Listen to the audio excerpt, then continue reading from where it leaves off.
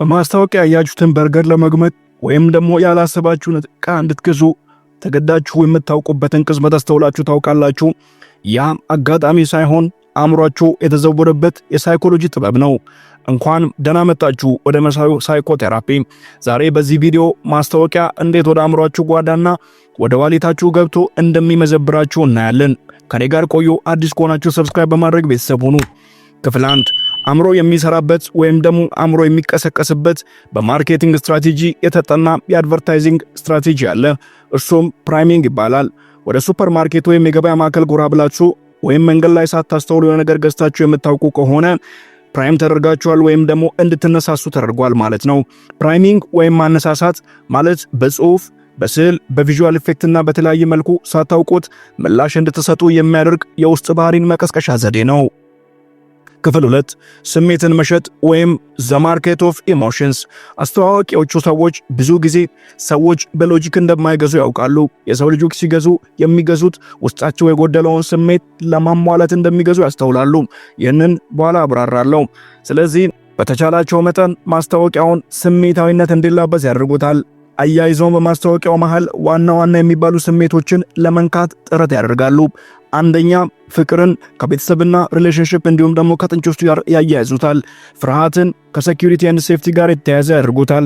ደስታን መዝናናት፣ ፋሽንና ምግብ እንዲሁም ላይፍ ስታይል ላይ የተመሰረተ እንዲሁም በማድረግ ያልሆነ ነገር የሰዎችን አእምሮ የሚያስበውን በካሜራ በመፍጠር ያሳዩናል።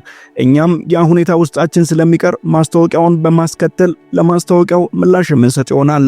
ክፍል 3 ሶሻል ፕሩፍ ወይም ማህበራዊ ጫና። ይህ የሚያመላክተን ብዙ ሰዎች ሲያደርጉት ሲፈጽሙትና ሲገዙት ከተገኘ እኔም መግዛት አለብኝ ወይም እዛ ሄጄ መዝናናት አለብኝ የሚለውን የብዙዎቻችን አባዜ ነው። ይህም ማለት አንድን ነገር ብዙዎች ስለተቀበሉት ስለገዙትና ስላደረጉት በጣም ተፈላጊና ወሳኝ ነገር ነው ብሎ ማመንን ወይም መንጋውን ተከትሎ ማድረግን ያሳየናል። ይህ ደግሞ በማርኬቲንግ ሳይኮሎጂ አርጀንሲ ወይም ተቻኩሎትን የሚፈጥር መቀስቀሻ መሳሪያ ሲሆን ሰዎች ሲቸኩሉ ሰብኮንሺየስ ማይንዳቸው ይከፈትና በስሜት ሆነው ሳያጣሩ ግዙ የተባሉትን ሁሉ እንዲገዙ ይገደዳሉ ማለት ነው። ክፍል 4 የተንሸዋረረ ምርጫ ወይም the illusion of choice። በዚህ ሰንሰለት ውስጥ የታቀፈው ብዙ ምርጫዎችን በማቅረብና በምርጫዎቹ ውስጥ የተለያዩ መቀስቀሻ ዘዴዎችን በመጨመር ሰዎች ያልፈለጉትን እንዲገዙና ምክንያታዊ ያልሆነ የግዢ ውሳኔ እንዲፈጽሙ የሚያስገድድ ዘዴ ሲሆን የትኛውን ልምረጥ በሚል ግራ መጋባት ውስጥ በማስገባት መጀመሪያ እንድትገዙት የተፈለገውን ምርትና አገልግሎት እንድትገዙት ያደርጋሉ። ለምሳሌ የተለያየ የአዲዳስ ጫማ ወይም የናይክ ጫማ ብራንድ በመፍጠር የተሳሳቱትን ትታችሁ አዲሱን ወይም ደግሞ ኦሪጂናሉን ናይክ እንድትገዙ እንደመገደድ እንደማለት ነው። ይህም ማለት ብዙ ምርጫዎች ብዙ ግራ መጋባትን በመፍጠር አንዱን እንዲሸጥ የተፈለገውን እንድትገዙ የማድረግ ጥበብ ነው። ክፍል 5 ቀለም፣ ድምጽና ዲዛይን። የምንወደውን ቀለም ስናይና የሚያስደስተንን ድምጽ ስንሰማ ውሳኔያችን ይቀያየራል ወይም ይፈጥናል። እነዚህን የሚጠቀሙት ወደ አእምሮአችን ጓዳ ውስጥ ለመዝለቅ ስለሚረዱና አእምሮ እያንዳንዱን ድምጽ፣ ቀለምና ዲዛይን ትርጉም ሰጥቶ እንደሚረዳውና እንደሚያስተሳስረው ስለሚያውቁ ነው። በከለር ሳይኮሎጂ አጠናን ውስጥ ቀይ ከፍላጎትና ተቻክሎት ወይም አርጀንሲ ጋር ሲያያዝ፣ ሰማያዊ እርጋታና ታማኝነትን፣ ቢጫ ቀናነት መነቃቃትን ያስተጋባሉ። መርሳት የሌለባችሁ ተያይዞ የሚመጣው ድምጽም በአእምሮአችሁ አሰራር ላይ ሚናውን ይጫወታል። ይህም በአድቨርታይዚንግ ሳይኮሎጂ አውዲዮ ብራንዲንግ ይባላል። ለምሳሌ ሰይፉ ኦን ኢቢኤስ ሲመጣ ያለውን ምስልና ድምጽ አስተውሉት። የትም ብትሄዱ ያንኑ የምትገምቱት ወይም ደግሞ በአእምሮአችሁ የምትስሉት። አና ቲቪ ላይ የሚመጣውን ክላሲካልና ኢፌክት አስተውሉት። የተያዘና ቀስቃሽ አእምሮን በሰቅዘው የሚይዙ ናቸው። ይህም ረዘም ላለ ጊዜ በአእምሮ ትውስታ ውስጥ እንዲቆይና አእምሮም የተያያዘውን ወይም ደግሞ የታዘዘውን እንዲያደርግ ለማድረግ ሁነኛ መሳሪያ ሆኖ ያገለግላል። ክፍል 6 ኒውሮ ማርኬቲንግ። ኒውሮ ማርኬቲንግ ማለት አዲስ የተከሰተ ግኝትና ጥናት ሲሆን ኒውሮ ሳይንስና ማርኬቲንግ በመጣመር የሚያሳዩን ሀቅ ነው። በዚህም ውስጥ የሰው ልጆች ስሜቶቻቸው የቱ ጋር እንደሚከፈቱና ስሜቶቻቸው ለየትኛው የዕቃ አይነት እንደሚገዙ ወይም ደግሞ ያንን ዕቃ ለመግዛት እንደሚነሳሱ የሚያጠና ሳይንስ ነው።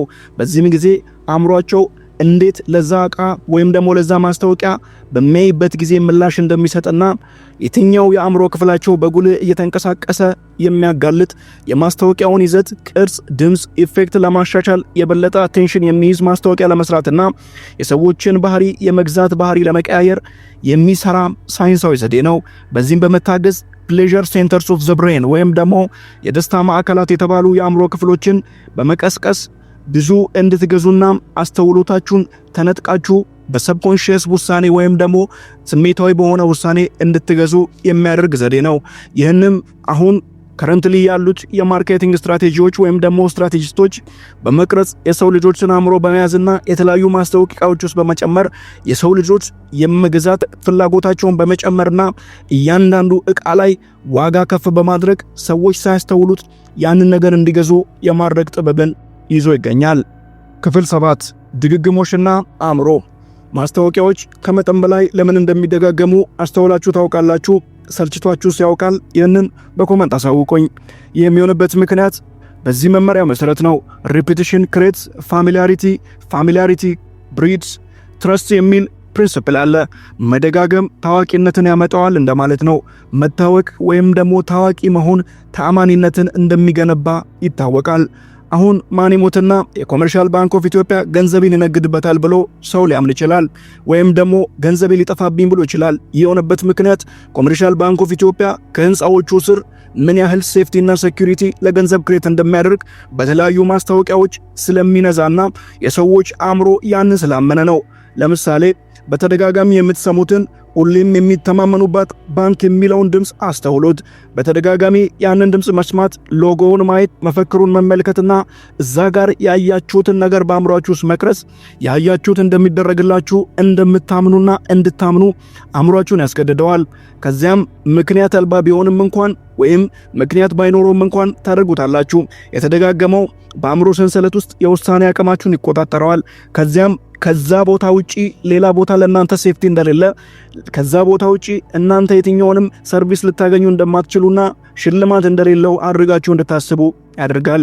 በዚህም ምክንያት በልምድ ሰንሰለት ውስጥ የታሰረው በልማድ አእምሮ በፈጠራቸው መሸወዶች በስሜት በመነዳት የምታደርጉትን የምትገዙትንና የምትፈልጉትን አገልግሎት ከዛ ቦታ ብቻ ለማግኘት ትሻላችሁ። ይህንንም አስተዋዋቂዎች የሚሸጡትን ምርትና አገልግሎት አእምሯችሁ አውቶፓይለት ወይም ደግሞ አውቶማቲክ ላይ እንዲሆን ማስታወቂያውን ደጋግሞ በተለያየ ድምፅ፣ በተለያየ ኤፌክትና በተለያየ ዲዛይን ሲያሰሟችሁ አእምሯችሁ ያንን ከስሜት ጋር ያስተሳስረዋል። ያም ማለት የምትገዙት ዕቃውን ሳይሆን አይደንቲቲ፣ ላይፍ ስታይል እንዲሁም ደግሞ ፊሊንግ ወይም ደግሞ ኢሞሽን እየሆነ ይሄዳል። ሰውም ስሜቱን ለማርካት ሲል መግዛት ሳይፈልግ ይገዛል። ስለዚህ የትኛውም ሱፐርማርኬት፣ የትኛውም አገልግሎት የምታገኙበት ቦታ ስትሄዱ የምትገዙት ዕቃውን ወይም ደግሞ አገልግሎቱን ሳይሆን ውስጣችሁ የጎደለውን ስሜት ነው። አውቶማቲክ ወይም ደግሞ አውቶፓይለት የሆነው አእምሮ ደግሞ ሳታስቡ አስቀድሟችሁ መልስ በመስጠት ውሳኔያችሁን ይቆጣጠራል። ውሳኔያችሁን ከተቆጣጠረ ድርጊታችሁን ይቆጣጠራል። ምክንያቱም decision is a matter of action። ውሳኔያችሁ አክሽናችሁን የሚቆጣጠር ስለሆነ። ስለዚህ ልታደርጉ የምትችሉት አንድ እውነታ ቢኖር ማስታወቂያ ክፉ አይደለም፣ ነገር ግን ከፍተኛ ኃይልን ያመቀ ነው። እንዴት እንደሚሰራ ማወቃችሁ ደግሞ ስማርት የሆነ ወይም ደግሞ ብልህ የሆነ ምርጫና ውሳኔ እንድትፈጽሙ ያስችላችኋል።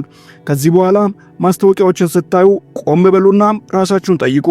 ይህንን ዕቃ ወይም ይህንን አገልግሎት እፈልገዋለሁ ወይስ እነሱ ስለዚህ ዕቃና አገልግሎት እንዳስብ እያደረጉኝ ነው ብላችሁ ጠይቁ።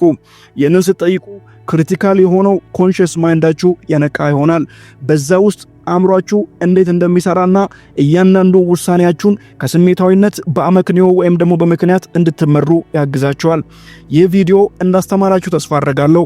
ትምህርትና ዕውቀት ካገኛችሁበት ላይክ አድርጉ፣ ለሌሎች ሰዎች እንዲዳረስ ይሆናል። አዲስ ሐሳብ የምትፈልጉ ከሆነና ከዚህ ጋር የተገናኙ ጥበቦችን ማግኘት የምትችሉ ከሆነ ሰብስክራይብ በማድረግ ቤተሰቦች ሁኑ። ስልጠና የምትፈልጉ ሰብኮንሺየስ ማይንድ ፕሮግራሚንግ፣ ሀቢት ፕሮግራሚንግ እንዲሁም ደግሞ ፓራዳይም ሽፍትና አንዛይቲ ኤንድ ዲፕሬሽን ማኔጅመንት ላይ ስልጠናዎች የምትሹና የማማከር አገልግሎት የምትፈልጉ በየትኛውም አካባቢ የምትገኙ ወንድሞችና እህቶች ቪዲዮቹ ማለት በምታገኟቸው ስልኮች ብትደውሉልኝ ቀጥታ ከኔ ጋር በመገናኘት ሁኔታዎችን የምናመቻች ይሆናል። ቀሪ ሰዓታችሁ ደስ የሚል እንዲሆን እመኝላችኋለሁ። ሰላም ሁኑ። መልካም ቆይታ ይሁንላችሁ።